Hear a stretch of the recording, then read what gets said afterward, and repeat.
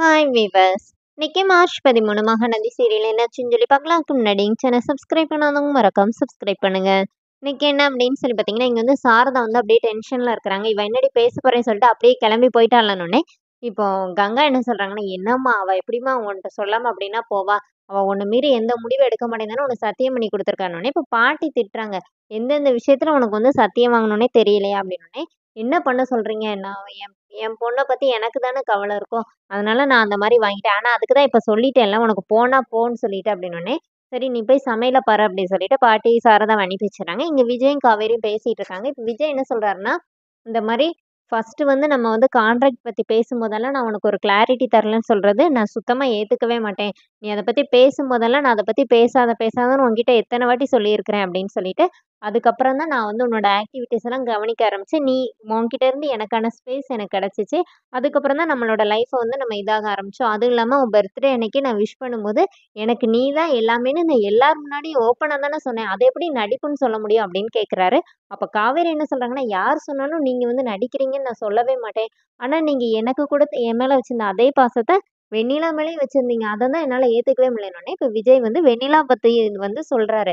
நீ வந்து எவ்வளோ சொன்னாலும் நான் வந்து என்னால வந்து நீ சொல்றத ஏத்துக்க முடியாது. ஏன்னா, நான் வெண்ணிலாவ பத்தி உன்கிட்ட தெளிவா மொதயே பேசிட்டேன் அப்படின்னு சொல்றாரு. இப்ப காவேரி வந்து அவங்க பக்கத்துல உள்ளதெல்லாம் சொல்றாங்க.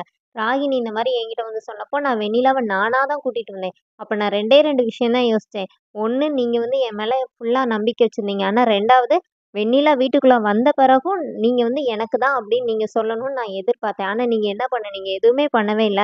நீங்க ஃபுல்லாவே அவள வந்து கேர் பண்ண ஆரம்பிச்சீங்க.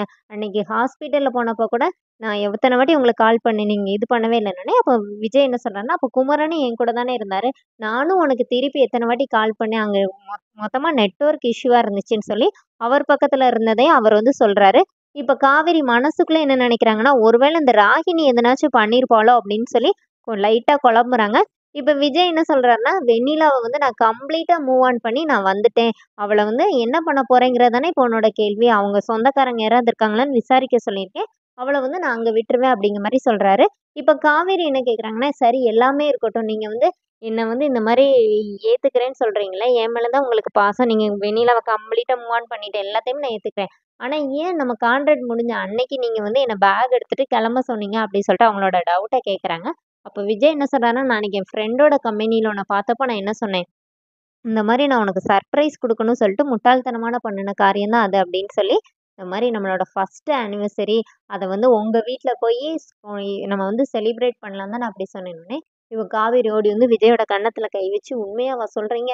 அப்படின்னோனே விஜய் வந்து சொல்றாரு, "நான் அதுக்கு தான் இது பண்ணேன். ஆனா எல்லாமே சொதப்பிருச்சு" அப்படின்னோனே, இப்ப காவேரி அப்படியே பாவமா நிக்கிறாங்க. அப்புறமா அவங்களுக்கு இன்னொரு டவுட் இருக்குது. இந்த மாரி, "நீங்க அன்னைக்கு அப்புறம் எதுக்கு லாயர கூட்டிட்டு வந்து என்கிட்ட சைன் வாங்குனீங்க? அது டைவர்ஸ் பேப்பர் தானேன்னொன்னே, "அது டைவர்ஸ் பேப்பர்லாம் இல்லடி. இந்த மாரி ஆஃபீஸ்ல வந்து உன்னை எம்டியா இது வச்சு உனக்கு ஈக்குவல் ஷேர் குடுக்குறதுக்கான லீகலான ஒரு பேப்பர்ஸ்ல தான் நீ வந்து சைன் பண்ணணும்னே." இப்ப காவேரி பாவமா அப்படி என்ன பண்ணனே தெரியாம முழிச்சுட்டு நிக்கிறாங்க. அதோட என்னோட எபிசோட் எண்ட் பண்ணிட்டாங்க. நாளைக்கு என்ன அப்படின்னா, விஜய் வந்து காவேரியோட கன்னத்த பிடிச்சு காவேரிக்கு வந்து புரிய வைக்கிறாரு. எத்தன ஜென்மம் எடுத்தாலும் நீ தான் என்னோட ஒய்ஃப். நான் வந்து உன்ன விட்டுட்டு எங்கேயும் போ மாட்டேன் அப்படின்னு சொல்லி 2 பேருமா அப்படியே ஹக் பண்ணிக்கிறாங்க. அதோட என்னோட எபிசோட் எண்ட் பண்ணியிருக்காங்க. Thank you.